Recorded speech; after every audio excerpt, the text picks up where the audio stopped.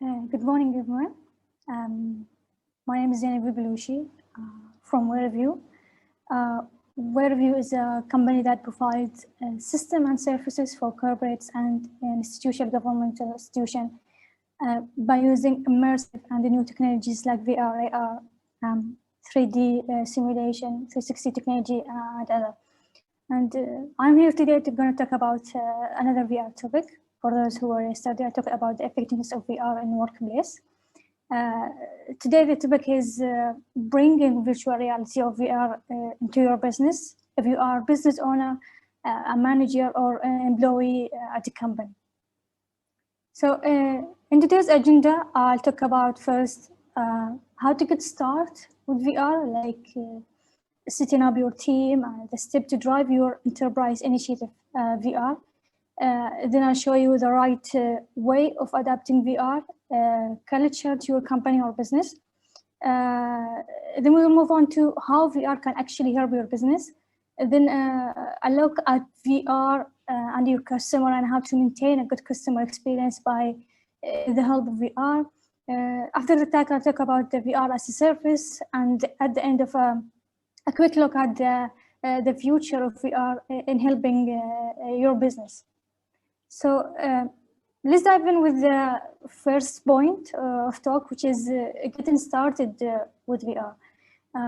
Bringing VR to your organization begins with establishing a core team to drive the effort, actually. So starting with the VR launch team, who needs a project manager to kick off the effort and keep it on track, a business champion to determine the smartest use of KPIs and at your company, executive sponsor, IT lead to help determine or introduce and manage the VR tools to your organization, and as a V, you choose to help you bring your vision to life. And next, I will show you the steps all to how to bring this team together to your organization. So here are the steps of the step to process and that can help you to drive enterprise VR initiative. I'll go one by one. So the first one is your project manager. Your project manager will first establish a visible timeline for your team to research, test, and introduce VR, let's say hardware, software at your organization, which include also for the project manager is a schedule for the securing the budget, identifying the optimal, the good ISV or the ISV or the independent software vendor. So that first step one, you need a project manager for your initiative. Step two is your business champion, who will lead strategy and determine the right initial use of VR. Such as training, management, coordinating teams, building 3D models, or even handling the devices or the hardware itself. Actually, this role will identify which audience also at your organization will test this technology, which milestone to use to measure the success, and which developer has the closest potential in offering to help. Step number three is the executive sponsor, who must establish and maintain the support of your organization, executive officers, not only in their essential for funding their project or VR project, but also you will need their feedback to hit the right goals of your VR goal. And their promotion also of the culture of VR will bring every level of your organization. Step number four is your ISV, developer or the independent software vendor, who will actually or eventually will build your VR application or project. This vendor, the software vendor, will follow the specification that you need, you require from them, your initial and evolving goals, and also they will maintain the user feedback to improve the software before it launches. Step five is the launch team's IT, which begins in testing your application, taking the VR hardware and software online to trial to the audience and maintaining the troubleshooting or issues as those employees identifying also necessary changes. Step or the final step is your business champion and project manager who will work together to VR lift off or who launch the VR basically. With the technology of the launchpad, the business champion analyzes the result in the data. He also will add the KPI, identify the additional use to develop VR as you scale across the organization. So all the steps are to help you start your VR journey and then applying it into your organization or businesses. Now, on how adapting VR culture in your organization, as with emerging technology, introducing VR may present you with a culture challenges as well.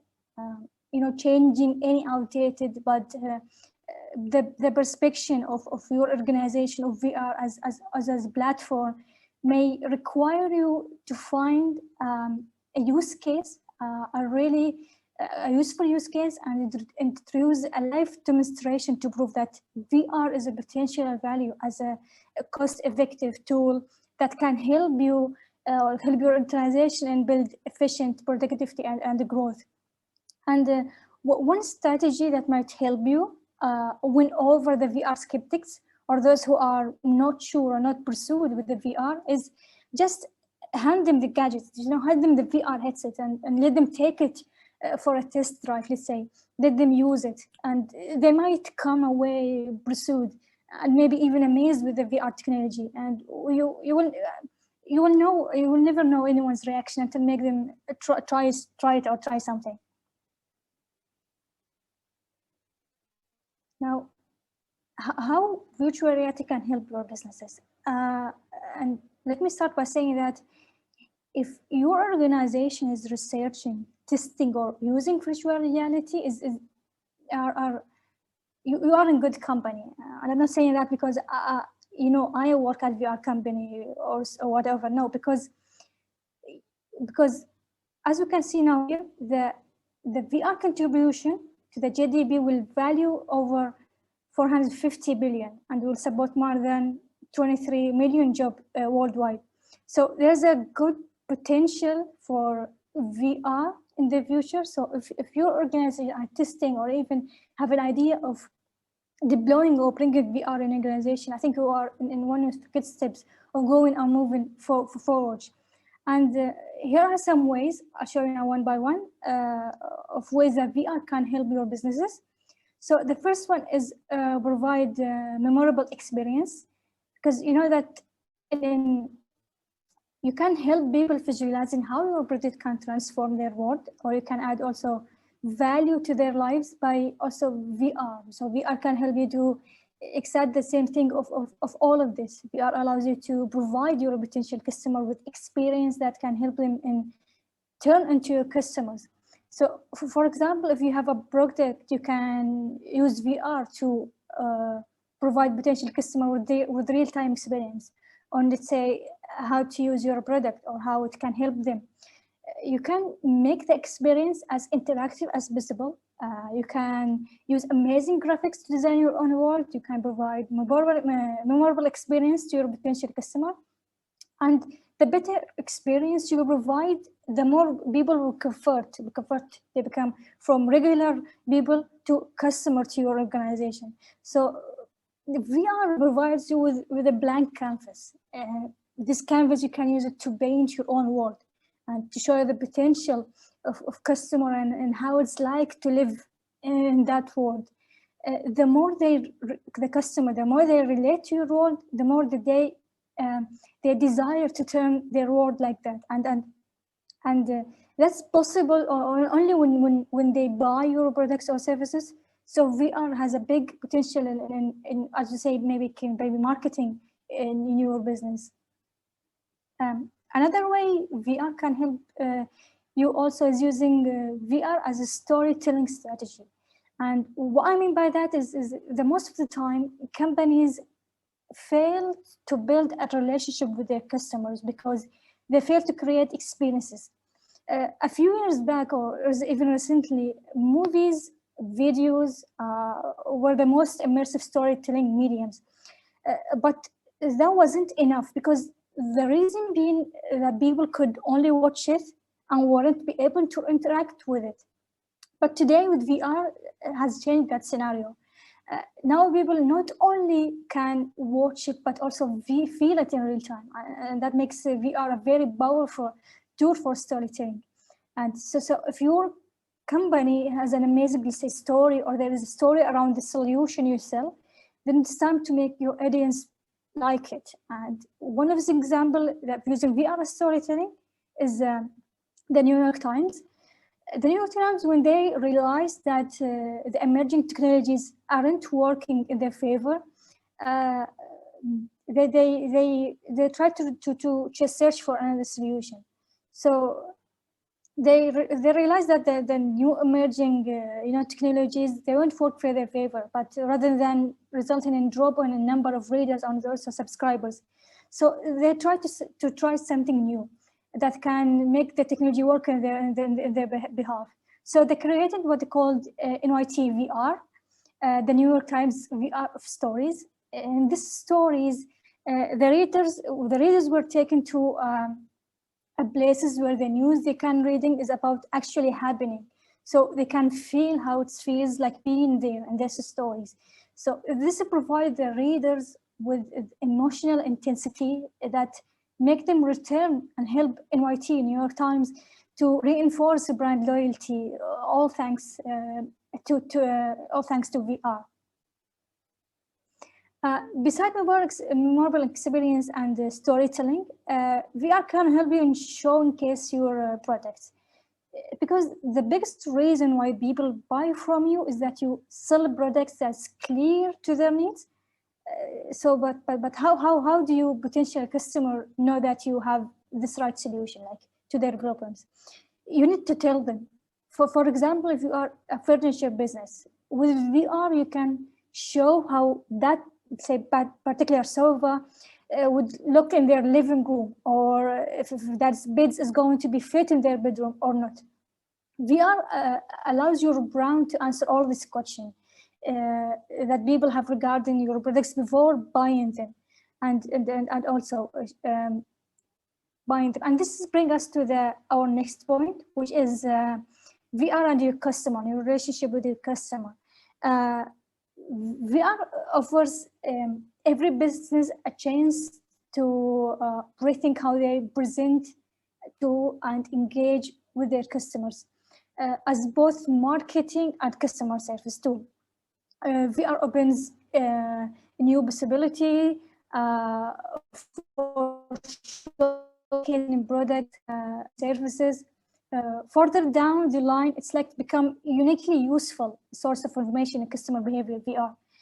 This because when someone is engaging with you in virtual digital world, a huge amount of data becomes available in how they act or react or interact. So let's take an example. Rather than visit a physical showroom, customer leading in digital lives, will simply they put their VR headset and appear in a virtual showroom case, which you could have a virtual, let's say, assistant or representation. If the customer want to try out your new car, new furniture or kitchen, VR will let them do this without leaving their homes. And as you can see here, there is this example of here where your customer can see the car before he's buying it. He's in the room, they're trying the VR and showcases. Here's another example of using by the Swedish furniture giants, IKEA. They already offers alternative to the showrooms by having this room virtually, where the user they have their own room in their home, and they showcases what is like that room in real life. And I know that's of course the real world showrooms are likely to remain in the marketing landscape for some times. as for many also products, there will be a point where customer want to see them and feel them physical product. But let's say for early stage market research and quickly getting an overview of a brand's product range, VR will increasingly offer a convenient alternative to companies. So VR as a service, although compared to traditional, let's say, room-based simulation, VR represent a dramatic cut in cost. There can still be significant front-up expenses, let's say. This is particularly true if your training needs requires, let's say, bespoke simulation to be coded, or an environment that designed from scratch.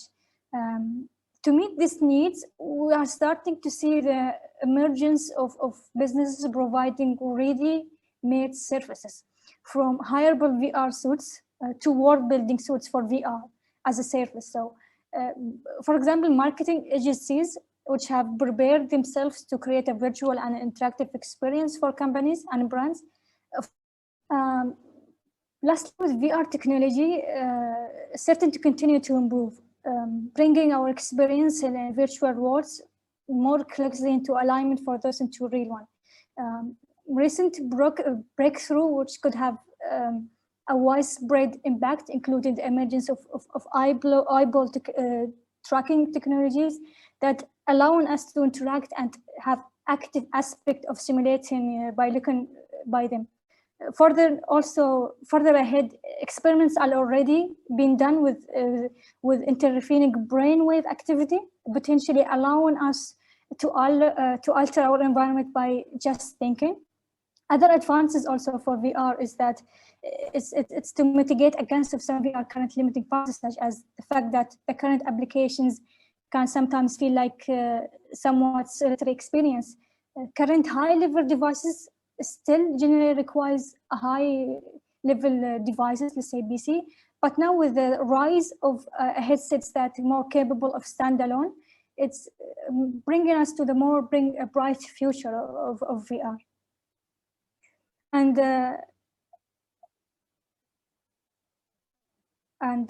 thanks for all of this. That's the end of my talk. And thank you all for being here. If you have any question, I'm glad to answer it.